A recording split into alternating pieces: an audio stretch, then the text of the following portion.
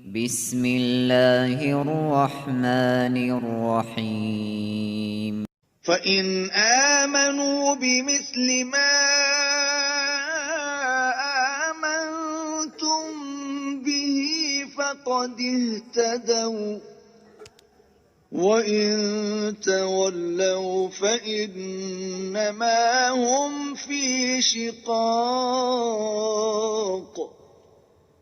فَسَيَكْفِيكَهُمُ اللَّهُ وَهُوَ السَّمِيعُ الْعَلِيمُ۔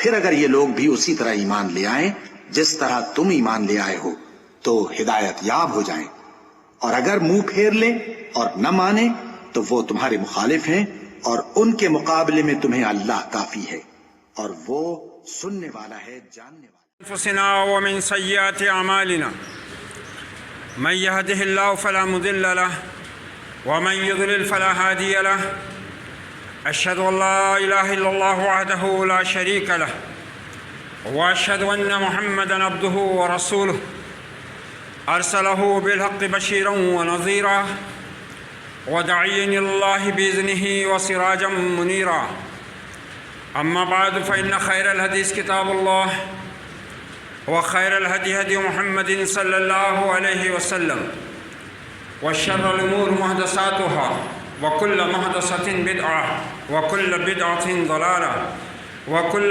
ضلالة في النار أو كما قال عليه الصلاة والسلام۔ أيها المسلمون، قال الله عز وجل في كتابه الكريم: أعوذ بالله السميع العليم من الشيطان الرجيم، بسم الله الرحمن الرحيم، يا أيها الذين آمنوا اتقوا الله حق تقاته ولا تموتن إلا وأنتم مسلمون، وقال ربكم يا أيها الناس اتقوا ربكم الذي خلقكم من نفس واحدة وخلق منها زوجها وبث منهما رجالا كثيرا ونساء واتقوا الله الذي تساءلون به والأرحام إن الله كان عليكم رقيبا، وقال تعالى يا أيها الذين آمنوا اتقوا الله وقولوا قولا سديدا يصلح لكم أعمالكم ويغفر لكم ذنوبكم ومن يطع الله ورسوله فقد فاز فوزا عظيما۔ وعن النبي صلى الله عليه وسلم قال لا تسبوا أصحابي أو كما قال عليه الصلاة والتسليم۔ صدق اللہ العظیم وصدق رسولہ النبی الکریم ونحن علی ذلک من الشاہدین والشاکرین۔ محترم سامعین، گزشتہ کئی ہفتوں سے موجودہ دور میں ویسے تو یہ فتنہ بہت پرانا ہے، لیکن موجودہ دور میں اس کو ذرا زیادہ اہمیت بھی مل رہی ہے اور ہوا بھی دی جا رہی ہے۔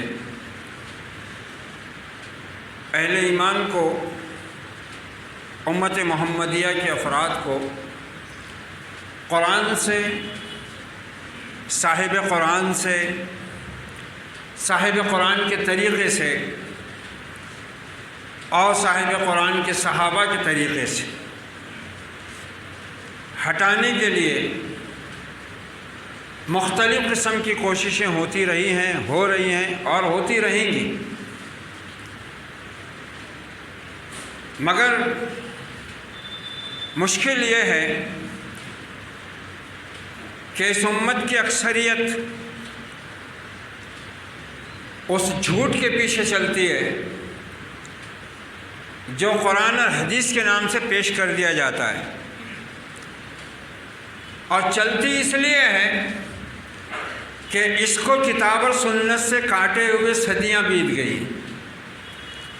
عام عوام کا تعلق قرآن و سنت سے کاٹ کر رکھ دیا گیا، ان کو مذہب کے نام پر چند مسائل دیے گئے، چند عبادتیں، ان سے متعلقہ مسائل، اور پھر ان مسائل میں بھی وہ جو اختلافی، تاکہ ان کا ذہن ہمیشہ منتشر رہے، نہ یہ عبادت کر پائیں صحیح طریقے سے اور نہ اپنے مقصد وجود کے لیے ان میں کبھی بیدار ہونے اور یکجا ہونے کی کوئی قوت اور کوئی صلاحیت بیدار ہو۔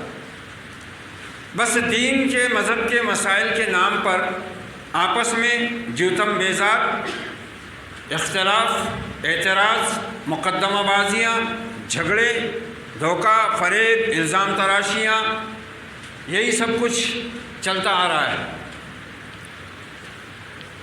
اب ایسے اس میں جب ان مکاروں نے، ان انتہائی سازشی ذہن رکھنے والوں نے اس امت کو گمراہ کرنے کے لیے ان کے اتحاد کو پارا پارا کر کے اتحاد ان سے دور رکھنے کے لیے، ان کو انتشار، افتراق اور اختلاف کی آگ میں جلتے رہنے کے لیے جو انہوں نے سازشیں کری ہیں، جو جال انہوں نے بنے ہیں، بدقسمتی سے یہ امت اس میں اچھی طرح پھنستی چلی گئی۔ اور آج یہ صورتحال ہے کہ آج بھی یہ اس چیز کو نہ سمجھ پاتی ہے اور نہ سمجھنے کے لیے تیار ہے۔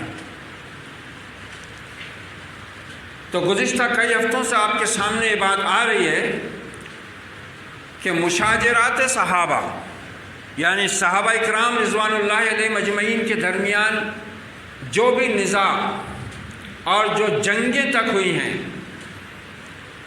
ان کے بارے میں ایک مخلص باوفا مومن اور مسلم کا کردار، اس کا عقیدہ، اس کی فکر، اس کی سوچ کیا ہونی چاہیے کہ یہ اللہ رب العزت کے پسندیدہ لوگ ہیں، اللہ ان سے راضی ہو گیا ہوا ہے، اب ان کے ان اعمال کا اور ان کے ان اختلافات کا، ان جنگوں کا وہ مالک الملک ہی حشر میں فیصلہ کرے گا۔ ہم کو ان کے بارے میں زبان کھولنے کی نہ اجازت ہے، نہ ہماری اوقات ہے۔ مگر مشکل یہ ہے کہ آج بدقسمتی سے دین کو بوجھل بھی بہت بنا دیا گیا ہے۔ علم اتنا پھیل گیا ہے، اتنا پھیل گیا ہے کہ خود علم کو اب سمجھ میں نہیں آ رہا ہے کہ میں روشنی کس کو کہاں دوں اور کیسے دوں۔ 4 کتابیں ہاتھ میں آئیں، نیٹ ورک ہاتھ میں آیا ہے، موبائل پاس میں موجود ہے، تھوڑی سی کچھ دیکھ لیے، کچھ ریسرچر کے ریسرچ سامنے آ گئے، کچھ اسکالروں کی بکواس سامنے آ گئی، کچھ کتابوں کے نام سامنے آ گئے، کچھ کتابیں بھی اس میں دیکھ لیے سرچ کر کے، بس وہ کہتے ہیں نا مسئلہ ہے کہ چوہے کے لگے ہاتھ ہلدی پنساری بن بیٹھا۔ چوہے کو کہیں سے ہلدی کا ایک ٹکڑا مل گیا تو دکان ہی کھول لیا پنساری کی، میں پنساری ہوں بولے، سیٹ بن کے بیٹھ گیا۔ ویسے حال آج کل ہو گیا ہوا ہے مسلمانوں میں۔ بس جس کو 4 کتابیں پڑھنی آ گئی، جس نے تھوڑا بہت نیٹ پر سرچ کر کے کچھ دیکھ لیا، ادھر ادھر کے اسکالروں کی بکواس سن لیا، کچھ فتنے دیکھ لیا، بس وہ بھی بیٹھ گیا، وہ شروع ہو گیا، اس کا بھی واٹس ایپ اور فیس بک کھل گیا۔ پھر حقیقت کیا ہے، علم کسے کہتے ہیں؟ علم بہت سی کتابوں کو پڑھنے کا نام نہیں ہے۔ علم بہت سی کتابوں کو پڑھنے کا نام نہیں ہے۔ آپ یہ تو جانتے ہوں گے نا کہ اسلام کی روح سے، قرآن و سنت کی روح سے ایک آدمی دنیا کا کتنا ہی بڑا سائنٹسٹ ہو، ریاضی داں ہو، ماہر فلکیات ہو، ماہر ارضیات ہو، ماہر حیوانیات ہو، ماہر نباتات ہو، ماہر علم الابدان ہو، کتنا ہی بڑا ہو، دنیا اس کو کتنا ہی اونچا مقام دے دے، لیکن اگر وہ اللہ کی معرفت، محمد الرسول اللہ صلی اللہ علیہ وسلم کے مقام کی شناسائی اور اپنی مقصد حیات کا ادراک نہیں رکھتا ہے تو وہ اللہ، اس کے رسول اور اہل ایمان کی نگاہ میں جاہل ہی ہے۔ اسلام میں علم اس کا نام ہی نہیں ہے کہ آپ نے کتنے ایجادات کر لی اور آپ سائنس میں کتنے ماہر ہیں۔ جو لوگ خود کو اس طرح سمجھتے ہیں یا دوسروں کو سمجھتے ہیں کہ ان کو بہت علم ہے، وہ خود علم سے کور ہیں، ان کو علم کا پتہ ہی نہیں کہ علم کہتے کسے ہیں۔ علم وہ ہیں جو اللہ نے فرشتے کے ذریعے اپنے رسولوں کو وحی کیا اور رسولوں نے اس علم کی روشنی میں اللہ کے بندوں کو ہدایت کا، بندگی کا، توحید کا راستہ بتایا، شرک سے آگاہ کرایا، اس کے انجام بد سے ڈرایا، توحید کی روشنی دکھلائی، اس کے ذریعے جنت کا راستہ بتایا اور رب کے انعام کی خوشخبری سنائی۔ یہ علم ہے، اس کا نام علم ہے۔ بہت ساری کتابیں پڑھ لینے کا، کچھ دنیاوی اعتبار سے بہت زیادہ سائنس میں آگے بڑھ جانے کا، میزائل مین بن جانے کا نام علم نہیں ہے، یہ تو فن ہے۔ ایسے تو ہر دور میں لوگ فنکار گزرے ہیں اور ایسے ایسے گزرے ہیں کہ تمہارے آج کے کمپیوٹر کے دور کے ان کے پاؤں کی دھول کو بھی نہیں پہنچتے، ایسے ایسے فنکار گزر گئے صدیوں میں۔ ایسی عمارتیں موجود ہیں جن میں صرف پتھروں کو ایک کے اوپر ایک رکھا گیا ہے، مسالہ کچھ بھی استعمال نہیں ہوا، اور آج وہ 600 سال 700 سال سے بارش پانی دھوپ ہوا آندھی طوفان میں بھی کھڑی ہوئی ہے، ہلا بھی نہیں پتھر جگہ سے۔ کیا ٹیکنالوجی ہوں گی وہ؟ یہ تو آج جو بھی کر رہے ہیں مشین کے دم پہ کر رہے، تو یہ تو سونوگرافی ایکس رے اور لیبارٹری کے ٹیسٹ کرنے کے بعد بھی بیماری نہیں پکڑتے۔ ہمارے تو ایسے ایسے طبیب اور حکیم گزرے ہیں کہ مریض کو آتا دیکھ کر اس کا مرض بتا دیتے تھے کہ اس میں کیا مرض ہے اور کیوں ہوا ہے۔ تم نے کون سا علم حاصل کر لیا تم جس پہ ناز کر رہے ہو، سمجھ رہے کہ ہم بہت علم والے ہو گئے، آج کا علم پہلے کے انسانوں کے پاس نہیں تھا۔ ارے پہلے انسانوں نے جو ترقی کی تھی اور جو ان کی صلاحیتیں تھیں اور جو انہوں نے قدرت کی بخشی ہوئی صلاحیتوں سے کام لیا، اس کا آج تمہارے پاس اشیر بھی موجود نہیں ہے۔ مگر اس امت کو اس دنیا کی اس چہل پہل میں، اس رنگینی میں پوری طرح پھنسایا گیا، اور اس کے ساتھ ساتھ دین سے ان کو برگشتہ کرنے کے لیے ہر قسم کے کھیل کھیلے گئے، جو نہ صرف یہ کہ کفار و مشرکین کے اداروں سے عمل میں لائے گئے، بلکہ بدقسمتی یہ کہ اللہ کے گھروں کو، مصلوں اور ممبروں کو بھی استعمال کر کے اس امت کی گمراہی کا سامان کیا گیا۔ یہ ہے صورتحال، یہ صورتحال ہے۔ ایک مسلمان کو آج قرآن سے وہ تعلق ہے ہی نہیں، نہ وہ اس کی ضرورت محسوس کرتا ہے، نہ حدیث سے اس کو آ گئی ہے، نہ اس سے اس کو دلچسپی ہے۔ میں نے بتایا ابھی صرف چند مسائل، چند سنتیں، وہ بھی متفق علیہ نہیں، اس میں بھی اختلاف۔ اس کا نتیجہ یہ نکلا کہ باطل کو ہمارے اندر اپنا کام کرنے کے لیے راستے کھلے مل گئے چاروں طرف سے، کہیں اس کو رکاوٹ ملی ہی نہیں۔ جبکہ ان صحابہ اکرام کی ایک شان یہ بھی ہے، تاریخ گواہ ہے، کہ آپس میں جنگیں لڑنے کے باوجود ان کی حالت یہ تھی، اخوت اسلامی، ہمدردی، انصاف، مساوات اور کلمے کے تقاضے کا پاس و لحاظ ایسا تھا کہ ان کے اس وقت کے کسی دشمن کو ان میں سیند لگانے کی جرت نہیں ہوئی، حالانکہ وہ آپس میں جنگیں کر کے بیٹھ گئے، لیکن کسی دشمن خدا، دشمن رسول، دشمن دین کو ان کے اندر گھس کر افتراق کی آگ جلانے کی ہمت نہیں ہوئی۔ یہ تو صحابہ اکرام کا پاک وجود جب اس زمین سے ختم ہوا، اس کے بعد سے ان کو اس میں کامیابی ملنا شروع ہوئی۔ تو صحابہ اکرام کی عظمتیں، صحابہ اکرام کا مقام، صحابہ اکرام کی فضیلت یہ اتنی مسلم ہے کہ میں نے گزشتہ ہفتے واضح کیا تھا کہ محدثین نے حدیثوں کی جانچ پڑتال کے لیے علم ایجاد کیا، علم اسماء الرجال، اور لاکھوں انسانوں کی زندگیوں کو کھنگال ڈالا انہوں نے، لاکھوں انسانوں کی سوانح حیات، ان کی بایوگرافی جمع ہو گئی، لیکن کسی صحابی کی زندگی کو نہیں کھنگالا گیا۔ محدثین نے کسی صحابی پر جرح نہیں کی، صحابی سے بات آ گئی صحیح سند کے ساتھ، بصر و چشم قبول کر لی گئی، ورنہ دوسرے جو راوی ہوتے ہیں حدیث کے اندر ان کی پوری چھان پھٹک کی گئی ہے، اور اتنی باریکی سے کہ دنیا میں کسی قوم کے پاس آج کے اس 2020 کے زمانے میں بھی کسی قوم کے پاس علم کا یہ دریا، علم کی یہ روشنی، علم کا یہ پہاڑ موجود نہیں ہے جو مسلمانوں کے پاس ہے، علم الحدیث، علم التفسیر کی شکل میں۔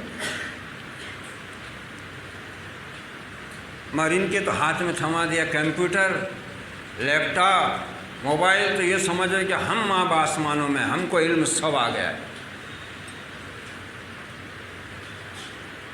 اور کمال کی بات یہ ہے کہ اس امت کو گمراہ کرنے کے لیے اسی قرآن و حدیث کا سہارا لیا گیا ہے، اسی قرآن و حدیث کا۔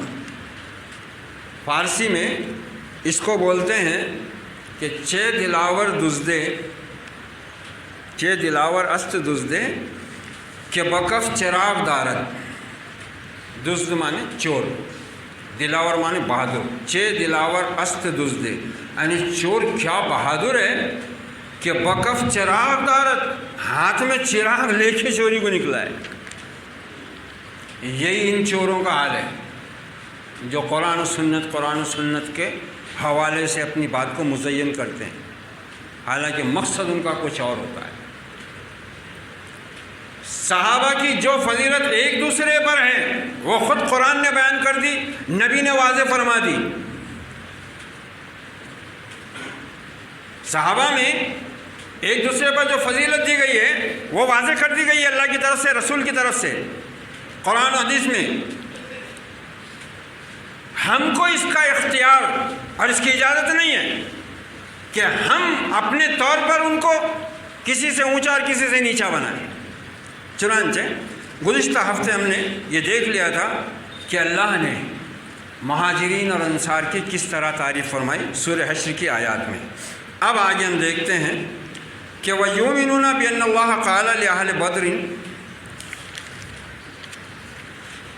وَيَفْضَلُونَ مَنْ أَنْفَقَ مِنْ قَبْلِ الْفَتْحِ وَهُوَ صُلْحُ الْحُدَیبیہ وَقَاتَلَ عَلَى مَنْ أَنْفَقَ مِنْ بَعْدِ وَقَاتَلَ۔ اہل سنت صلح حدیبیہ سے قبل خرچ کرنے والوں اور جہاد کرنے والوں کو اس کے بعد خرچ کرنے والوں اور جہاد کرنے والوں پر فضیلت دیتے ہیں۔ اہل سنت کون معلوم ہے؟ اس کو ذہن میں رکھنا۔ اہل سنت سے مراد کون سا گروہ ہے؟ اہل سنت سے مراد وہ گروہ ہے جس کے بارے میں نبی صلی اللہ علیہ وسلم نے وضاحت فرما دی کہ ما انا علیہ و اصحابی، جس پر میں اور میرے صحابہ ہیں اس پر جو چل رہا ہے وہ اہل سنت، وہ اہل سنت۔ اصل میں ہم سے ہماری پہچان ہی چھین لی گئی، اس لیے تو ہم کو حق سے وابستہ ہی نہیں ہونے دیا گیا، اسی لیے تو ہم سمجھ نہیں پاتے ہیں، اور جو ہم کو متاثر کر دے یا جس کی بات ہم کو اچھی لگ جائے ہم آنکھیں بند کر کے اس کے پیچھے چل پڑتے ہیں بس۔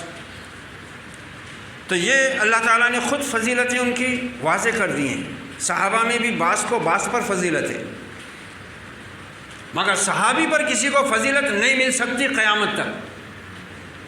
قیامت تک کسی صحابی پر کوئی امتی فضیلت نہیں پا سکتا، یہ عقیدے کا مسئلہ ہے۔ ان کے ایمان کو اللہ نے معیار بنا دیا، فَإِنْ آمَنُوا بِمِثْلِ مَا آمَنْتُمْ بِهِ فَقَدْ اهْتَدَوْا۔ ہدایت پانا ہے تو میرے نبی کے صحابہ کی طرح ایمان لانا پڑے گا۔ معیار، کسوٹی۔ اب صحابہ میں بعض کو بعض پر فضیلت اللہ نے دی ہے، رسول نے دی ہے، اللہ کی فضل سے، اللہ کے اذن سے، اللہ کے حکم سے۔ ہم کو اجازت نہیں ہے۔ وہ کیا ہے؟ لا يستوي منكم من انفق من قبل الفتح وقاتل اولئك اعظم درجة من الذين انفقوا من بعد وقاتلوا وكلا وعد الله الحسنى، سورہ الحدید آیت نمبر 10۔ اس میں اللہ تعالیٰ کیا فرما رہا ہے؟ صحابہ کی فضیلت، ہجرت سے قبل ایمان لانے والے، صلح حدیبیہ سے پہلے اور صلح حدیبیہ کے بعد اور پھر ہجرت کے بعد، ان ساری چیزوں کے ایسے ان کے درجات الگ الگ ہیں۔ فضیلت سب کو ہے، اور ایسی فضیلت کہ جس میں کوئی قیامت تک ان کی برابری نہیں کر سکتا۔ نہیں برابر ہے تم میں سے وہ جس نے فتح سے پہلے خرچ کیا اور جہاد کیا۔ اس آیت میں مفسرین کہتے ہیں بعض کہ اس یہاں فتح سے مراد فتح مکہ ہے، اور بعض مفسرین کا کہنا ہے کہ اس سے مراد صلح حدیبیہ کی والی فتح ہے، کیونکہ صلح حدیبیہ کے بعد جب آپ صلی اللہ علیہ وسلم وہاں سے نکلے تو سورہ فتح کی آیات نازل ہوئیں، اِنَّا فَتَحْنَا لَكَ فَتْحًا مُبِينًا، اے پیغمبر ہم نے آپ کو کھلی فتح دی ہے۔ بہرحال جو بھی ہو، لیکن ہے دونوں بھی معلوم و معروف، چاہے کوئی اس فتح کو مانے صلح حدیبیہ والی یا فتح مکہ کے بعد۔ تو یہ لوگ ان لوگوں سے درجے میں بڑے ہیں جنہوں نے اس کے بعد خرچ کیا اور جہاد کیا۔ ویسے اللہ نے سب سے اچھائی کا وعدہ کر رکھا ہے، یعنی جو صحابہ کرام شروع دور میں ایمان لائے اور مکے میں انہوں نے ظلم و ستم کے ادوار دیکھے، اور اس کے بعد انہوں نے ہجرت کی، اور اس کے بعد ہجرت کے بعد میں پھر صلح حدیبیہ کا مرحلہ پیش آیا، اور اس کے بعد فتح مکہ کا اللہ تعالیٰ نے مجدد سنایا اور فتح عطا کی مکہ معظمہ کے اوپر، اور دین کی تکمیل فرمائی۔ یہ سب ادوار تھے اس لحاظ سے جو لوگ جیسے جیسے اسلام کے جس دور پر جس کیفیت میں ایمان لاتے گئے اس حساب سے ان کے درجے متعین کیے گئے۔ ظاہری بات ہے کہ جو لوگ شروع دن سے ایمان لائے وہ مکہ میں 13 سال تک مار کھاتے رہے، 2 بار انہوں نے حبشہ کی طرف ہجرت کی، گھر بار چھوڑ کر، سمندر کا خطرناک سفر اس زمانے کا، ہواؤں اور پانی کے بھروسے بس 2 بار کیا انہوں نے۔ پھر اس کے بعد بھی جب امن و چین و سکون نہ ملا بلکہ ایمان کے اوپر ان کے ڈھاکے پڑنے لگے تو پھر وطن بھی چھوڑنے پر آمادہ ہو گئے، ہجرت کی انہوں نے۔ تو یہ اس طرح سے جن صحابہ نے جتنی زیادہ دین کے اندر قربانیاں، اخلاص، ایثار کا مرحلہ گزارا اس کے حساب سے ان کے درجے بلند ہوتے گئے۔ مگر اللہ تعالیٰ کہہ رہا ہے کہ وَكُلًّا وَعَدَ اللَّهُ الْحُسْنَىٰ، ان میں سے ہر ایک کے ساتھ اللہ نے اچھائی کا، بھلائی کا وعدہ کیا ہوا ہے۔ سوال یہ ہے کہ ہم اس سے کس طرح آگاہ ہوں گے کہ یہ جو اللہ تعالیٰ نے فرمایا، تو جواب اس کا یہ ہے کہ اس سے آگہی ان کے اسلام قبول کرنے کی تاریخ سے ہو سکتی ہے۔ یعنی کون سے صحابہ فتح سے قبل ایمان لائے اور کون سے صحابہ فتح کے بعد ایمان لائے۔ یہ اب یہ مہاجرین کی بات ہو گئی۔ اب انصار، وَيَقْدِمُونَ الْمُهَاجِرِينَ عَلَى الْأَنصَارِ، اور وہ مہاجرین کو انصار پر مقدم رکھتے ہیں، یعنی اہل سنت۔ انصار مدینہ کی فضیلت اپنی جگہ ہے، لیکن انصار صحابہ سے مہاجر صحابہ کے درجے بلند ہیں، کیونکہ یہ انصار مدینہ سے کئی برس پہلے ایمان لا کر وہ ساری قربانیاں دیتے چلے گئے جن کا اللہ نے اس وقت ان سے مطالبہ کیا، اور ایمان کی حالت میں وہ ان سے پہلے آئے اور ان سے زیادہ انہوں نے ایمان کی حالت میں دن گزارے۔ اس لیے مہاجرین وہ لوگ جنہوں نے نبی کریم صلی اللہ علیہ وسلم کے زمانے میں فتح مکہ سے پہلے مدینہ منورہ کی طرف ہجرت کی، جبکہ انصار وہ لوگ ہیں جن کی طرف نبی کریم صلی اللہ علیہ وسلم نے مدینہ میں ہجرت فرمائی۔ اہل سنت مہاجرین کو انصار پر مقدم رکھتے ہیں، اس لیے کہ انہوں نے ہجرت بھی کی اور نصرت بھی، جبکہ انصار صرف نصرت اسلام سے مشرف ہوئے۔ مہاجرین نے اپنے اہل و عیال کو بھی چھوڑا اور مال و اسباب کو بھی، اور اپنے وطن کو چھوڑ کر اپنی زمین میں جا بسے جس میں وہ غریب الدیار تھے۔ انہوں نے یہ سب کچھ اللہ تعالیٰ اور اس کے رسول کی طرف ہجرت کرنے کے لیے اور ان کی نصرت و معاونت کے لیے کیا۔ نبی کریم صلی اللہ علیہ وسلم جب انصار کے ملک میں مہاجرین بن کر تشریف لائے تو انہوں نے آپ صلی اللہ علیہ وسلم کی نصرت کا فریضہ سر انجام دیا۔ آپ صلی اللہ علیہ وسلم کا ہر اس چیز کے ساتھ دفاع کیا جس کے ساتھ وہ اپنے بچوں اور عورتوں کا تحفظ کیا کرتے تھے۔ مہاجرین کو مقدم کرنے کی دلیل یہ قرآنی آیت بھی ہے، وَالسَّابِقُونَ الْأَوَّلِينَ مِنَ الْمُهَاجِرِينَ وَالْأَنصَارِ وَالَّذِينَ اتَّبَعُوهُم بِإِحْسَانٍ رَضِيَ اللَّهُ عَنْهُمْ وَرَضُوا عَنْهُ، سورہ توبہ آیت نمبر 100، کہ اور پہلے ایمان لانے میں سبقت لے جانے والے مہاجرین اور انصار میں سے اور جنہوں نے احسان کے ساتھ ان کی اتباع کی، اللہ ان سے راضی ہو گیا اور وہ اللہ سے راضی ہو گئے۔ اس جگہ اللہ تعالیٰ نے مہاجرین کو انصار پر مقدم رکھا۔ دوسری آیت میں ارشاد ہوتا ہے لَقَدْ تَابَ اللَّهُ عَلَى النَّبِيِّ وَالْمُهَاجِرِينَ وَالْأَنصَارِ، یہ بھی سورہ توبہ کی آیت ہے، آیت 117۔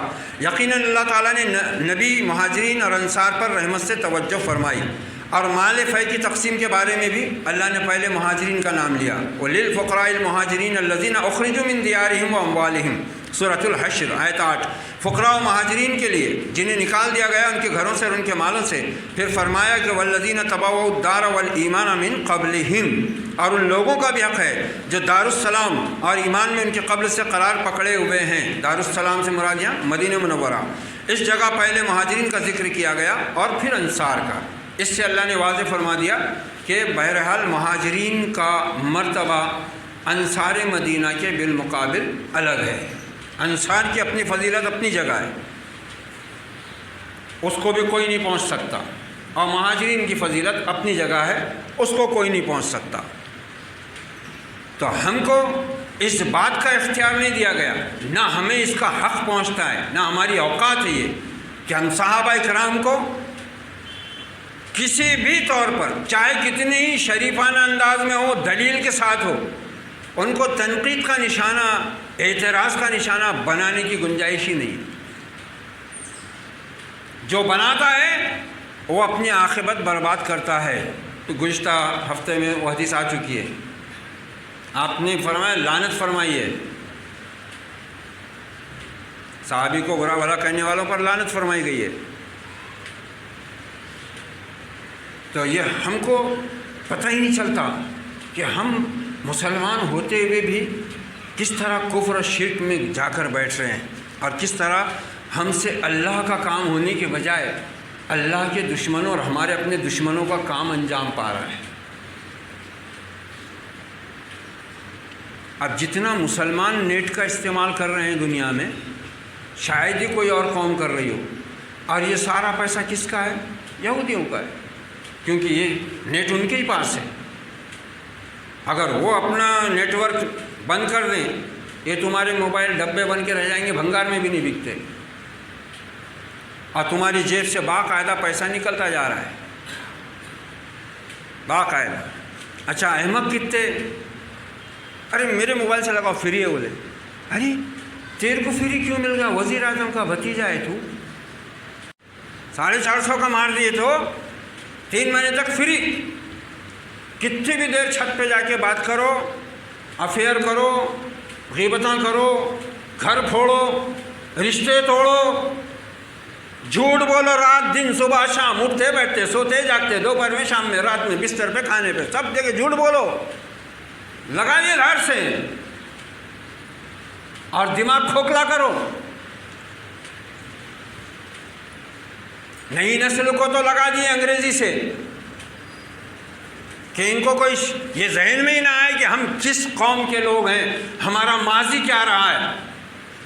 علامہ یہی تو مرثیہ کہتے رہے، کبھی اے نوجوان مسلم تدبر بھی کیا تو نے، وہ کیا گردوں تھا تو جس کا ہے ایک ٹوٹا ہوا تارا، تجھے اس قوم نے پالا ہے آغوش محبت میں، کچل ڈالا تھا جس نے پاؤں میں تاج سرے دارا۔ ہماری نسل کو کچھ پتہ نہیں ہے، ان کو ویلنٹائن ڈے معلوم ہے، ان کو ہیپی نیو ایئر معلوم ہے، ان کو کرسمس ڈے معلوم ہے، ان کو سالگرہ برتھ ڈے معلوم ہے، بلکہ اب تو یہ کھانے وانے بھی وہی کھا رہے، بچے بھی، ان کو میگی ہونا، نوڈلز ہونا، جو بڑے ہیں ان کو برگر ہونا، پیزا ہونا، ٹماٹو ساس، ریڈ چلی ساس، گرین چلی ساس۔ کہیں سے مسلمان رہنے ہی نہیں دیا گیا ان کو، نہ اندر سے نہ باہر سے۔ پہلے تو کیسا بھی تو تھے اندر سے تھوڑے بہت، اب وہ بھی نکال لیے۔ نہ زبان اپنی، نہ لباس اپنا، نہ کھانا اپنا، نہ تہذیب اپنی، نہ ثقافت اپنی، سب کچھ یہ امت پیسے دے کر اس کفر کی خدمت میں لگی ہوئی ہے، جس سے اس کو انکار کرنے کا حکم دیا گیا تھا۔ یا ایھا الذین آمنوا لا تتخذوا اولیاء، اے ایمان لانے والو ان کو اپنا دوست مت بنانا جو اللہ کے اور تمہارے دشمن ہیں۔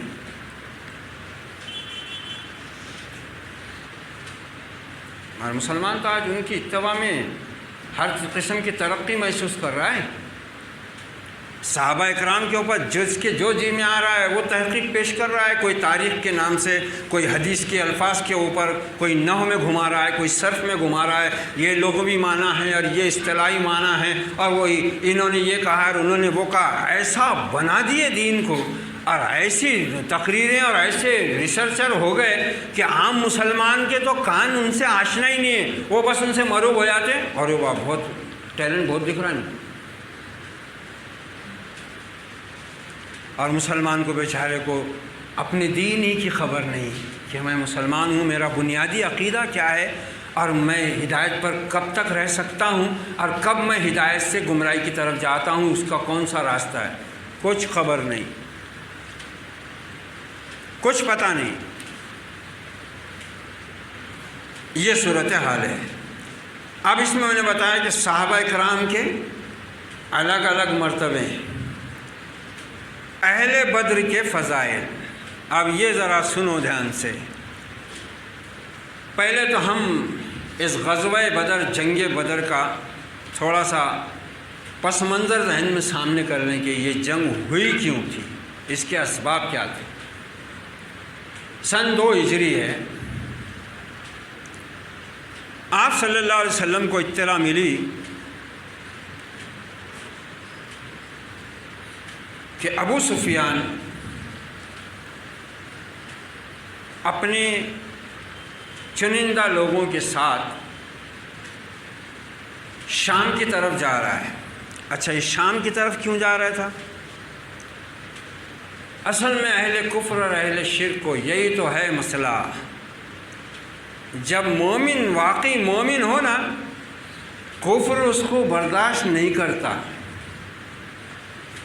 اگر ہم کو کفر برداشت کر کے پارلیمنٹ کی ٹکٹ بھی دے رہا تو پانی ملا ہوا ہے، ایسا ہوتا ہی نہیں۔ کفر برداشت نہیں کرتا کبھی بھی خالص ایمان۔ ستیزہ کار رہا ہے ازل سے تا امروز، چراغ مصطفی سے شرار بولا بھی، ایسا ہو ہی نہیں سکتا۔ کفار مکہ تلملائے ہوئے تھے، جب نبی صلی اللہ علیہ وسلم ان کی زد سے بچ کر نکل گئے، اللہ کے فضل سے اللہ نے نکال لیا اپنے نبی کو بھی اور وہاں پر موجود مسلمانوں کو بھی، تو وہ تلملا گئے، اور ان کا عناد، ان کی جلن، ان کی نفرت اور عداوت کی آگ جیسے آج بھڑک رہی ہے ہمارے خلاف، حالانکہ ہم میں اور اس وقت مسلمانوں میں زمین آسمان کا فرق ہے۔ وہ خالص ایمان اطاعت و بندگی میں ڈل گئے تھے، اس لیے اللہ کی رحمتیں اور نصرتیں ان کے ساتھ لگی ہوئی تھی۔ آج ہمارا معاملہ وہ نہیں ہے بدقسمتی سے، حالانکہ آج بھی کفر ہم سے اسی بنیاد پر دشمنی رکھتا ہے۔ کیا مسلمان اہل مکہ بے چین تھے کہ مسلمان مدینے میں جا کر جمع ہو گئے، یہ ایک بھاری اور بڑی قوت بن کر کہیں اور آگے ہمارے لیے درد سر نہ بن جائیں، اس لیے کوشش یہ کی جائے کہ اس وقت اس مدینے کی بستی کو زمیں بوس کر دیا جائے تاکہ نہ رہے بانس، نہ بجے بانسری۔ اس کے لیے مکہ میں باقاعدہ پوری تحریک چلائی گئی اور چندے جمع کیے گئے۔ تاریخ بتاتی ہے، راویوں کا بیان ہے کہ مکہ معظمہ میں کوئی عورت بھی ایسی نہیں تھی اس وقت جس کے پاس 20 درہم کی برابر رقم موجود ہو اور اس نے وہ چندے میں نہ دے دی ہو۔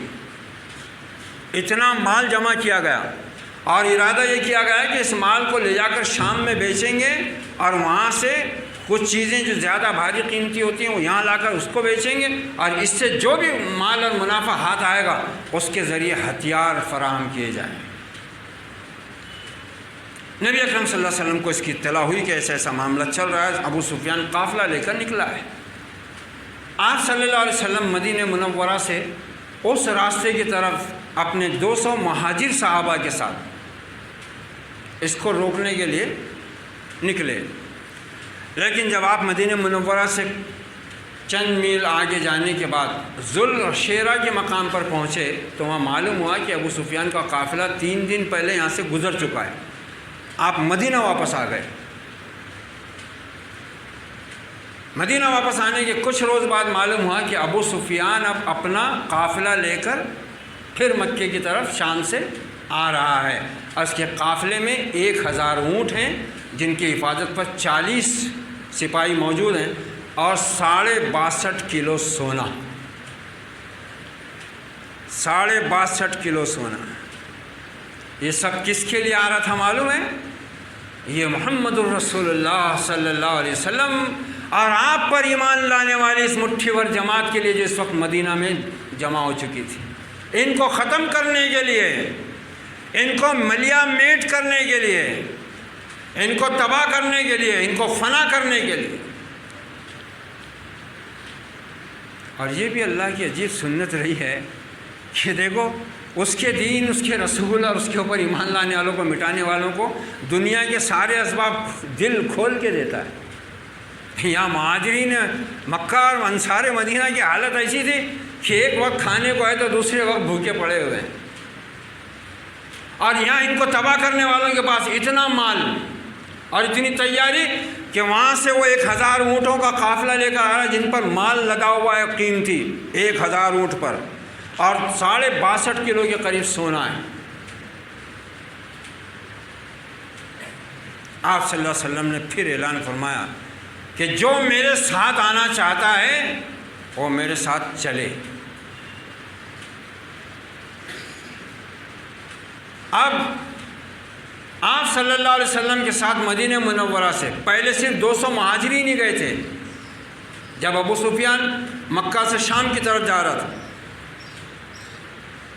مگر جب واپس سے لوٹا تو پھر آپ نے اعلان فرمایا باقاعدہ کہ جو میرے ساتھ چلنا چاہتا ہے وہ چلے۔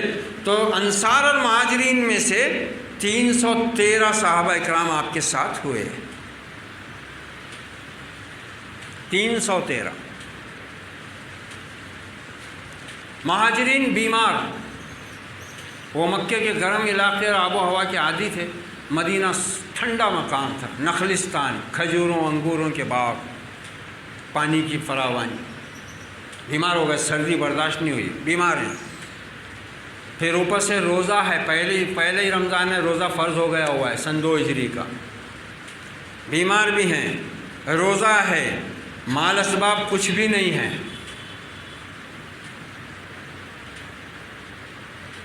نکلے، راستے میں معلوم ہوا بدر کے مقام پر پہنچنے سے پہلے، بدر مدینہ منورہ سے تقریباً 160 کلومیٹر ہے،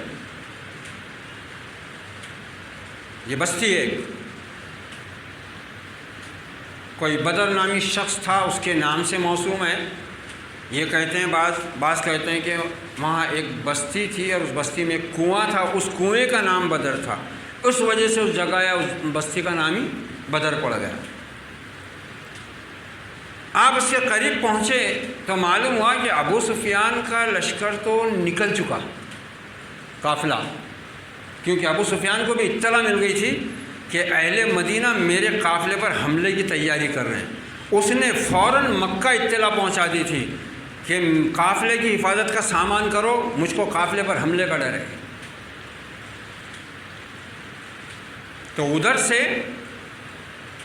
ابو جہل، امیہ بن خلف، عتبہ، یہ جو بڑے بڑے نامی گرامی سرداران قریش وہاں موجود تھے، انہوں نے 1000 کا لشکر تیار کیا اور مکہ معظمہ سے یہ مدینہ منورہ کی طرف نکلے۔ ابو سفیان تو قافلہ بچا کر نکل لیے، مگر یہ لشکر ادھر آ گیا اور بدر کے مقام پر ٹکراؤ ہوا۔ اب سوچو، نبی اکرم صلی اللہ علیہ وسلم کا تو جنگ کا کوئی ارادہ نہیں تھا، آپ نے تو اہل مدینہ کو بھی اجازت دیتے تھے کہ جو ساتھ چلنا چاہتا ہے چلے، جو نہیں آتا اس پہ کوئی گناہ نہیں۔ 313 نکلے، وہ بھی بے سر و سامان، اور یہاں 1000 کا لشکر آ کر سامنے پڑا ہوا ہے اور پورے سامان حرب کے ساتھ، جنگی سامان سے لیس۔ دنیا کی بے مثال جنگ، بے نظیر لاسانی جنگ، قیامت تک ایسی جنگ اس روئے زمین پر اب نہیں ہوگی اور نہ اس سے پہلے کبھی ہوئی تھی۔ اب ہمارے حصے میں تو خالی دن منانا ہے، ہم دن مناتے ہر چیز کا، یوم الفرقان، یوم البدر، یوم الفتح، یوم فلسطین، ہفتے دن منانے کے کام لے لیے ہم نے، ٹھنڈا ٹھنڈا کام ہے، اچھا ہے۔ یہ جن لوگوں نے میدان بدر میں داد شجاعت دی نا اور اپنے صبر اور ایمان کا امتحان پاس کیا، انہوں نے خود اپنی زندگی میں کبھی وہ دن نہیں منایا، کبھی نہیں۔ کسی ضعیف سے ضعیف روایت میں بھی نہیں آتا کہ صحابہ اکرام نے کبھی رمضان میں اس دن کی یاد منائی ہو، حالانکہ وہ دن، وہ جنگ، اس میں شامل یہ صحابہ، ان کی عظمتوں کا کیا کہنا ہے، ان کی عظمتوں کا کوئی ٹھکانہ نہیں ہے۔ سوچو، روزہ ہے صحابہ اکرام، اور روزہ بھی کس حال میں ہے کہ کسی کے پاس سحر میں کھانے کو 2 کھجوریں بھی میسر نہیں ہیں، افطار کا وقت آ رہا ہے تو افطار میں کچھ پیٹ بھرنے کے لیے نہیں ہے، کھجور ہے ایک کھا لی، پانی پی لیا، ہوگا افطار۔ سحر بھی ویسی، نکلے ہیں، سواریاں نہیں ہیں، پیدل پہاڑوں کا راستہ طے ہو رہا ہے، چند اونٹ چند گھوڑے جو ان کی گنتی نہیں ہے، نہیں کے برابر وہ ہیں، ہتھیار برابر نہیں، سامنے 1000 کا لشکر ہے۔ اب اللہ تعالیٰ فرماتا ہے کہ وَيُؤْمِنُونَ بِأَنَّ اللَّهَ قَالَ لِأَهْلِ بَدْرٍ وَكَانُوا 300 وَبِضْعَ عَشَرَ اعْمَلُوا مَا شِئْتُمْ فَقَدْ غَفَرْتُ لَكُمْ۔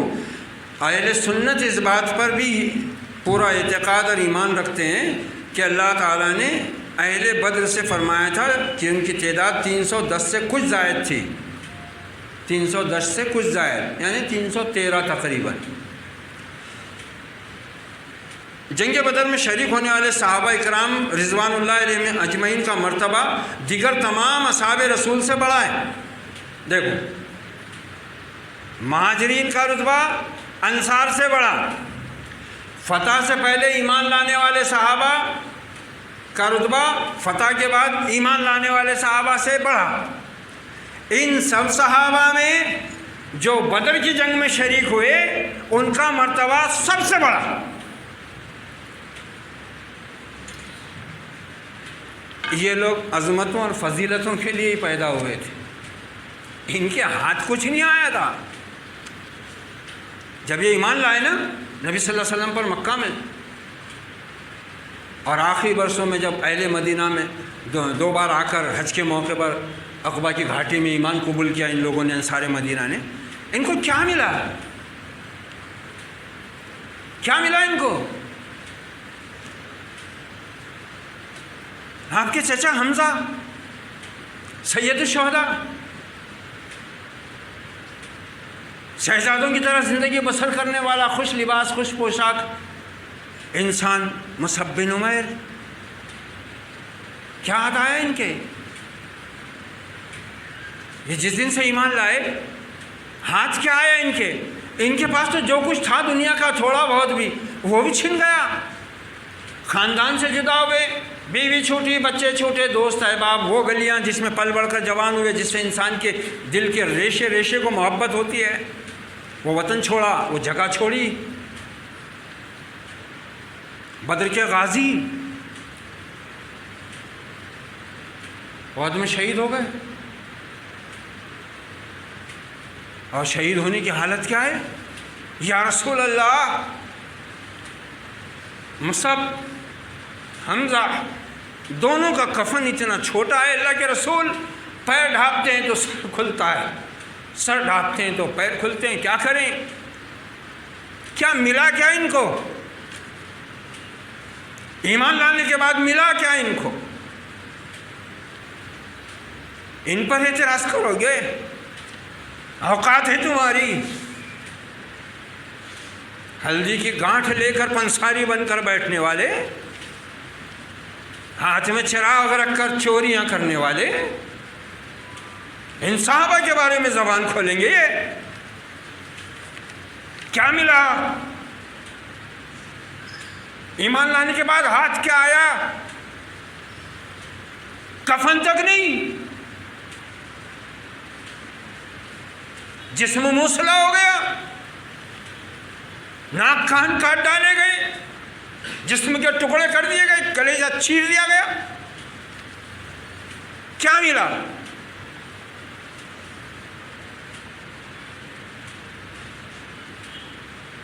یہ تو وہ لوگ تھے، ان کے تو ہاتھ کچھ نہیں آیا، گھر بار لٹا، مال اسباب لٹا، بس اللہ اس کے رسول کا کام مانتے چلے گئے، لٹتے چلے گئے، لٹتے چلے گئے، مٹتے چلے گئے، کچھ بھی نہیں آتا ہے۔ حالانکہ جو کچھ ہاتھ آیا وہ انہی کے ہاتھ آیا، جنہوں نے ان کو شہید کیا ان کے ہاتھ کچھ نہیں آیا، وہ دنیا اور آخرت کی تباہی سمیٹ کر لے گئے، ہاتھ تو ان کو ہی سب کچھ آیا۔ اہل بدر، اللہ کا رسول دیکھ رہا ہے کہ اس کے 313 بیمار صحابہ بے سر و سامان ہیں، اور اب اچانک لشکر کا مقابلہ ہے جو 1000 کی تعداد رکھتا ہے۔ عریش، صاحبان، ایک چھپر بنایا گیا آپ کے لیے، مچان ہوتی ہے نا، شکاری بناتے ہیں مچان، کھیتوں میں کسان بناتے ہیں مچان، ایسے عریش ایک اونچی پہاڑی پر آپ کے لیے ایک ایسی صاحبان بنایا گیا، حضرت معاذ ابن رفاع رضی اللہ عنہ بیان فرماتے ہیں، بخاری شریف کی حدیث ہے یہ، کہ جا جبریل الی النبی صلی اللہ علیہ وسلم، حضرت جبریل علیہ السلام نبی اکرم صلی اللہ علیہ وسلم کے پاس تشریف لائے، وقال، اور پوچھا اللہ کے رسول سے کہ یا رسول اللہ، یہ جو آپ کے ساتھ آپ کے صحابہ آئے ہیں، ان کا تمام مسلمانوں میں کیا مرتبہ ہے؟ کون پوچھ رہا ہے؟ حضرت جبریل علیہ السلام پوچھ رہے ہیں۔ کس سے؟ نبی صلی اللہ علیہ وسلم سے۔ کہاں؟ میدان بدر میں۔ یا رسول اللہ، یہ جو آپ کے صحابہ ہیں، ان کا تمام مسلمانوں میں مقام کیا ہے؟ قال، اللہ کے نبی نے فرمایا، من افضل المسلمین، یہ میرے ایمان لانے والے میری امت کے مسلمانوں کا سب سے افضل گروہ ہے، سب سے افضل۔ اتنے افضل مسلمان نہ پہلے ہوئے نہ قیامت تک ہوں گے، سب سے افضل۔ یہ غزوہ سب سے افضل، یہ غزوہ سب سے اہم، یہ غزوہ تاریخ میں بے نظیر، بے مثال، اور اس میں شریک ہونے والے بھی ویسے ہی بے نظیر، بے مثال، سب سے افضل، سب سے افضل۔ تو جبریل علیہ السلام فرماتے ہیں، وقال کذالک من شہید بدرا من الملائکہ، یا رسول اللہ، جس طرح روئے زمین کے تمام انسانوں میں آپ پر ایمان لانے والے صحابہ کے گروہ میں یہ اہل بدر سب سے افضل ہیں، اے اللہ کے رسول، ان اہل بدر کی مدد کے لیے اللہ نے وعدے کے مطابق جو فرشتے نازل کیے ہیں، ان کا مقام بھی تمام فرشتوں میں ایسا ہی ہے۔ حالانکہ فرشتے انگنت ہیں، جن کی گنتی اللہ کے سوا کوئی نہیں جانتا۔ ملی ہے یہ فضیلت، یہ رتبہ، یہ مقام ملا ہے کسی کو دنیا میں؟ بے سر و سامان گروہ 313 کا جبرائیل امین آ کر پوچھتے ہیں کیا مقام ہے اللہ کے نبی ان لوگوں کا جو آپ کے ساتھ ہیں؟ کہ من افضل المسلمین، یہ مسلمانوں کا سب سے افضل گروہ ہے۔ کہ اللہ کے رسول، یہی حال ان فرشتوں کا بھی ہے جو اس بدر میں شریک ہونے والے ہیں۔ اب اللہ کے رسول صلی اللہ علیہ وسلم تو نکلے تھے اس لیے کہ قافلہ ہے، 60-70 لوگ، 100 لوگ ہوں گے، مگر یہاں تو معاملہ الگ ہو گیا۔ اس کا کوئی دور دور تک کسی کو خیال بھی نہیں تھا کہ ہم کدھر جا رہے ہیں۔ ادھر منافقوں اور یہود کو خبر ہو گئی تھی، یہ بغلیں بجا رہے تھے مدینہ میں، چلو اہل مکہ ہیں وہ، اور سنا ہے کہ 1000 کا لشکر لے کر آئے ہیں، ان میں سے شاید ہی کوئی واپس زندہ آئے۔ وہ خوش ہو رہے تھے اپنی جگہ۔ اور کمال کی بات یہ ہے، دنیا کی تاریخ میں یہ پہلی جنگ ہے جس میں اللہ کے رسول اور صحابہ کے مقابلے میں جو کفار آ رہے ہیں وہ بھی اللہ سے دعا کر کے آ رہے ہیں۔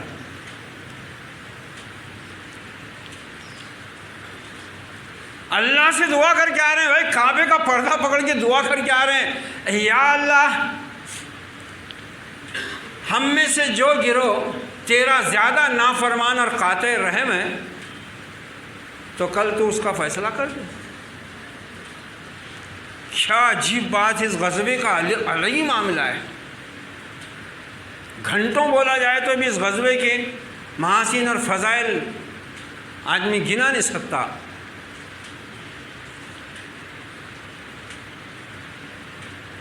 کفار بھی دعا کر کے نہیں کر رہے اللہ سے، اور اللہ کے گھر کا پردہ پکڑ کے ابو جہل کہ اللہ سے دیکھو وہ کفار مکہ جن کو شرک سے دور رکھنے کے لیے اللہ کے رسول نے کہا تھا یا ایھا الناس قولوا لا الہ الا اللہ تفلحوا، وہ بھی اس موقع پر اکیلے اللہ کو پکار رہے ہیں۔ حیرت ہے ان ایمان کے دعوے داروں پر جو ذرا ذرا سی مصیبتوں پر غیروں کے آستانوں پر جا کر جھک جاتے ہیں، ایمان کا دعویٰ ہوتے ہوئے، قرآن کی دولت رکھتے ہوئے، جو ذرا ذرا سی پریشانی اور آفتوں پر اپنے عقیدے بدل لیتے ہیں، اپنا ایمان بدل لیتے ہیں، اپنی وفاداری بدل لیتے ہیں، اپنا ایمان بیچ دیتے ہیں۔ کفار مکہ سے بھی گئی گزری حالت ہو گئی۔ اس موقع پر وہ مشرک، وہ بتوں کے پرستار جنہوں نے ان بتوں کی وجہ سے اس مکے کے جگر کو باہر نکال کیا تھا، اس امین و صادق کو جھٹلایا، 13 برس اس پر ظلم و ستم کی بارش کرتے رہے، آخر اسی اللہ سے دعا مانگ کر نکل رہا ہے، اس کے گھر کا پردہ پکڑ کر کہ یا اللہ ہم دونوں گروہوں میں جو بھی زیادہ نافرمان ہے تیرا اور قاطع رحم ہے، اس کو کل تو بتا دے، فیصلہ لے اپنا۔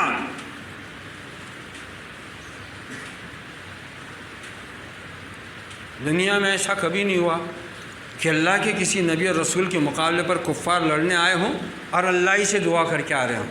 یہ پہلا اور آخری بار تھا۔ یہاں کفار مکہ کا سردار بھی اس اللہ سے دعا کر کے نکل رہا ہے محمد الرسول اللہ اور آپ کے صحابہ کو تہہ تیغ کرنے کے لیے۔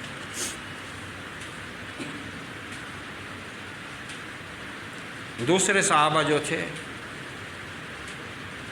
انصار اور مہاجرین دونوں شامل تھے۔ اب اس میں پہلے آپ صرف 200 مہاجرین کو لے کر آئے تھے پہلی بار جب آپ نکلے تھے اس کے قافلے کو روکنے کے لیے، مگر جب وہ نکل گئے تو آپ واپس مدینہ آ گئے۔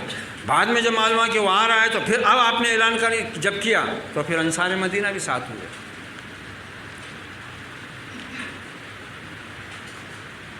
اتنا خطرناک معرکہ، آج تک دنیا حیران ہے۔ دنیا کے جتنے ملک ہیں، دنیا کی فوجیں جتنی فوجیں ہیں، ان فوجوں کے جتنے بڑے بڑے اعلیٰ عہدیدار کمانڈر اور جنرل گزرے ہیں، ان سب کے تاثرات ملتے ہیں ہم کو آج بھی۔ وہ کہتے ہیں کہ دماغ ماننے سے قاصر ہے کہ آخر محمد صلی اللہ علیہ وسلم نے 313 بیماروں کے ساتھ 1000 ماہر جنگجوؤں کو اتنی ذلت آمیز شکست دی کیسے؟ مگر عقل کے ماروں کو یہ بات نہ کل سمجھ میں آئی تھی نہ آج آتی ہے۔ یہی تو وہ چیز ہے جس کا نام ہے ایمان۔ ایمان دیکھو کیا کہتے ہیں حضرت ابو ہریرہ، امام ابو داؤد اپنی سنن میں حضرت ابو ہریرہ سے روایت کیا کر رہے ہیں، وہ تو خیر میں بعد میں بولوں گا، پہلے یہ دیکھو کہ جب اللہ کے رسول نے دیکھا کہ اب میرے 313 بیمار بھوکے فاقہ زدہ بے سر و سامان صحابہ ہیں، 1000 کا لشکر ہے، وہ عریش، وہ صاحبان جو آپ کے لیے تیار کیا گیا، جہاں کچھ انصار اور کچھ مہاجرین پہرا دے رہے تھے۔ ابن مسعود رضی اللہ عنہ ان میں سے ایک تھے، فرماتے ہیں کہ محمد الرسول اللہ صلی اللہ علیہ وسلم نے ایک نظر ڈالی اپنے صحابہ پر، پھر دیکھا کفار کا لشکر، پوری نگاہ دوڑائی اور پھر عریش میں آپ کھڑے ہوئے، فقام وصلی، آپ کھڑے ہوئے اور آپ نے نماز پڑھی۔ کیا بتا رہا یہ عمل؟ ایک مومن کا بدترین سے بدترین، سنگین سے سنگین حالات میں بھی سہارا کون؟ رب العالمین، رسول ہو۔ اور یہ تو وہ رسول ہے جو تمام مخلوق میں اللہ کے بعد سب سے اونچا درجہ رکھتا ہے، وہ رسول بھی ان حالات میں مدد مانگ رہا ہے کس سے؟ اپنے رب سے، جس کے اوپر فرشتے اترتے ہیں اور بغیر کسی وسیلے کے مانگ رہا ہے۔ یہ قبروں کے مردے کیا کریں گے؟ ابن مسعود نقشہ کیسا کھینچ رہے ہیں دیکھو.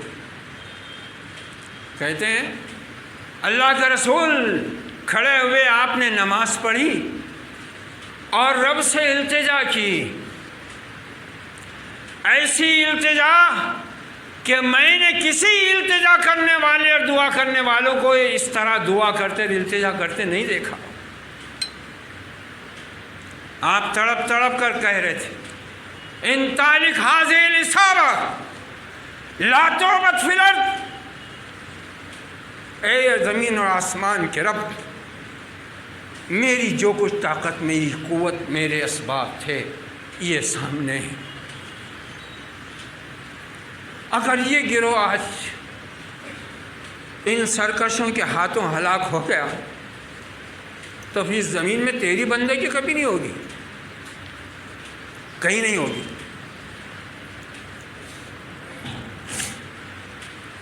کہیں نہیں ہوگی. اللہ نے فرمایا، اللہ نے یہ بات تو ارشاد فرمائی لقد نصرکم اللہ ببدر وانتم اذلہ، اللہ تمہاری مدد اس وقت کر چکا ہے ایمان والو، اے میرے نبی کے صحابہ، جب تم انتہائی کمزور، بے بس، بے سر و سامان تھے، تمہاری مدد کر چکا ہے.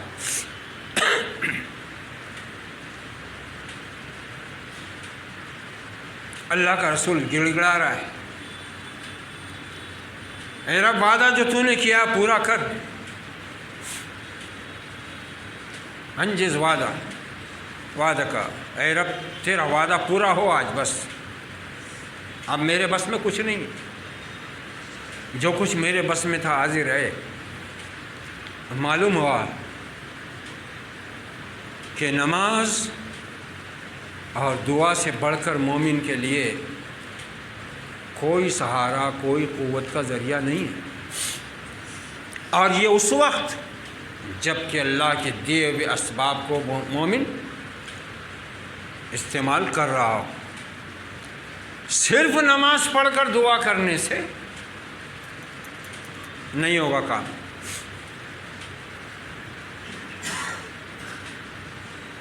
اب نبی نے دعا مانگی تڑپ کر. آج اسی عریش، نام اس کا عریش، عربی میں اس کو عریش کہتے ہیں، چھپر صاحبان، ٹھیک اسی جگہ پر حکومت نے ایک بڑی خوبصورت سی مسجد بنا دی جس کا نام ہی مسجد عریش ہے. اسی کے قبلہ سمت میں نیچے پھر میدان بدر.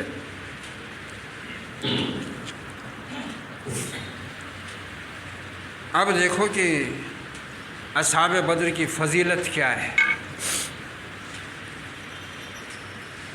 یہ تو غزوے کی فضیلت ہو گئی، پھر فضیلت اس وجہ سے آگے کہ حضرت جبرائیل نے آ کر مجدہ سنایا کہ جو رتبہ ان کا ہے نبی مسلمانوں میں، آج ان کی مدد کے لیے جو فرشتے اللہ کی طرف سے آ رہے ہیں ان کا بھی وہی مقام ہے فرشتوں میں. وہ بھی سب سے افضل ملائکہ ہے جو بدر میں آئے. اب دیکھو کہ حضرت ابو ہریرہ رضی اللہ عنہ کیا فرما رہے ہیں. ابو داؤد کی روایت ہے، جب اللہ کا نبی یہ عرض داشت پیش کر چکا اور اللہ کی طرف سے قبولیت کا مژدہ آ گیا، اجابت از در حق بہر استقبال می آیت. جب بندہ اللہ پر بھروسہ کر لیتا ہے تو پھر اللہ کی مدد بھی اس کا استقبال کرنے کے لیے پہنچ جاتی. ابن مسعود فرماتے ہیں آپ پلٹے، میں نے آپ کا چہرہ دیکھا. تشبیہ کیسی دے رہے ہیں، دیکھو تشبیہ کیسے دے رہے ہیں ابن مسعود رضی اللہ عنہ. آپ نے دعا مانگی، التجا کی، قبولیت کی گھڑی آئی، قبولیت کی خبر آئی، قبولیت کا مژدہ آیا، بشارت آئی، آپ اپنے اصحاب کی طرف پلٹے. ابن مسعود کہتے ہیں چہرہ ایسا تھا کہ گویا یہ چاند آپ کے چہرے کا ٹکڑا ہے. خوبصورتی کی مثال کیسا دیتے کہ چاند کے جیسا چہرہ ہے. صحابی رسول یہاں چاند کو مشبہ ہی نہیں بنا رہے، بلکہ یہ کہہ رہے ہیں کہ یہ پورا چاند جو ہے نا بدر کامل، یہ میرے نبی کے چہرے کے ٹکڑے کی طرح ہے. یعنی آپ رب کی بشارت سے مسرور اپنے اصحاب کی طرف پلٹے. اب فضیلت دیکھو اصحاب بدر کی، اصحاب بدر کی فضیلت دیکھو. عن ابی ہریرہ رضی اللہ عنہ، حضرت ابو ہریرہ کی روایت، اطلع اللہ علی اہل بدر. اطلاع علی کے معنی ہوتے ہیں کسی کو جھانک کر دیکھنا. پہلا آخری گروہ دنیا کا. ابو ہریرہ راوی، ابو داؤد روایت کو اپنی سنن میں پیش کر رہے ہیں. کیا فرما رہے ہیں؟ اللہ نے عرش سے اہل بدر کو جھانک کر دیکھا. کیا شان ہے لوگ. اللہ نے عرش سے اہل بدر کو جھانکا. یہ بندے یہ میرے نبی کے ساتھ کٹ مرنے کو آ گئے، بے سر و سامان آ گئے. انہوں نے بھروسہ کیا میری بات پر، میرے نبی کی بات پر، جھانک کر دیکھا. اللہ کو ضرورت ہے جھانک کر دیکھنے کی. فضیلت، اہل بدر کو مقام دیا گیا. رب نے جھانک کر دیکھا ان کو، اور خالی دیکھا نہیں، خالی دیکھا نہیں، اعلان کیا. اعلان کیا کیا؟ اعملوا ما شئتم فقد غفرت لکم. اے اہل بدر، چاہے جو کرو بخش دیا میں نے تم کو. کچھ بھی کرو. تم نے تو وہ شان بتا دیے، تم نے اطاعت اور ایثار، قربانی، اخلاص، وفاداری کا وہ عہد نبھا دیا ہے کہ اب میری طرف سے چھٹی ہے، چاہے جو کرو بخش دیا گیا. تم ان پہ اعتراض کرو گے؟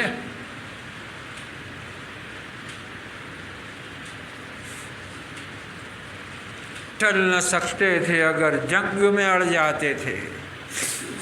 پاؤں شیروں کے بھی میدان سے اکھڑ جاتے تھے. تجھ سے سرکش ہوا کوئی تو بگڑ جاتے تھے. دیکھ کیا چیز ہے، ہم توپ سے لڑ جاتے تھے.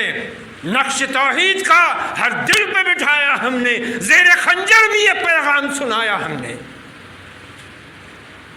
یہ بات علامہ نے اپنے دور کے یا ہمارے لیے نہیں کہی ہے، یہ انہی کا تھا حصہ، یہ انہی کا حصہ تھا. یہ اہل بدر، یہ غزوہ بدر، یہ اہل بدر. انشاءاللہ وقت ہو چکا ہے، آئندہ خطبے میں ہم اس سے آگے اسی مضمون کو بڑھاتے ہوئے مزید پھر دیکھیں گے اور کیا کیا ان کے فضائل اور مراتب ہیں. اللہ تعالیٰ سے دعا ہے کہ اللہ رب العزت ہمیں اپنی اس بے سر و سامانی، اپنی اس جہالت، اپنی اس ایمان کی کمزوری، اپنے عقائد کی کمزوری پر نگاہ کرنے اور ان کے بارے میں فکر مند ہونے اور اس کو مضبوط کرنے کے لیے اپنے نبی پاک اور اپنے نبی کے اصحاب کے منہج کو استعمال اور اختیار کرنے کی ہمیں توفیق و سعادت عطا فرمائے. اللہ رب العزت ہماری غفلتوں اور ہماری کوتاہیوں سے درگزر فرمائے. ہمیں اپنی کتاب ہدایت کی وہ روشنی، وہ راستہ عطا فرمائے جو اس نے اپنے محبوب اور صالح بندوں کو عطا فرمائی تھی. اللہ تعالی ہمیں ایمان کی حالت میں اس دنیا سے اٹھائے اور آخری سانس تک ہمیں اپنے سوا کسی اور کا محتاج اور کسی اور کا غلام نہ بننے دے. اقول قولی ھذا واستغفر اللہ لی ولکم ولسائر المسلمین فاستغفروہ انہ هو التواب الرحیم ورب کریم. وصلی اللہ تعالی علی خیر خلقہ محمد وعلی آلہ واصحابہ اجمعین والعاقبۃ للمتقین. والسلام علیکم ورحمۃ اللہ.